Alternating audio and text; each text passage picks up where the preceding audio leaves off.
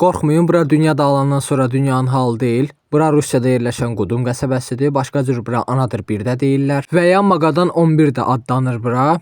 Bura 1958-ci ildə salınıbdı və bura hərbi şəhərcik olubdu. Burada sirri hərbi obyektlər və yeraltı bazalar mövcud idi.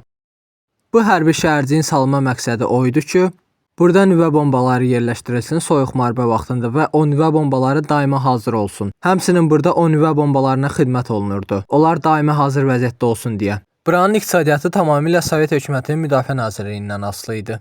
Burada yaşayış üçün hərbiçilərin ailəsinin və onların yaşayışı üçün şəraitlər yaradılmışdı. Belə ki, burada məktəblər, uşaq bağçaları, hərbi hospitallar tikilmişdi. Buranın əhalisinin ən pik sayı təxminən 2000 nəfər idi. Buranın havası isə dəhşətli dərəcədə soyuq olubdu. Çünki burada qışda hava 40-45 dərəcəyə qədər düşə bilirdi. Yay isə qısa və sərin keçirdi. 10-15 dərəcə arası təxminən. 1986-cı ildə Amerika və Sovetlər Birliyi arasında nüvə müqaviləsi imzalanandan sonra bural artıq lazımsız oldu. İnsanlar yavaş-yavaş çıxarılmağa başladı. Və 2002-ci ildən bu yana burada heç kim yaşamır. Bura tərk edilmiş xarabalıqdır.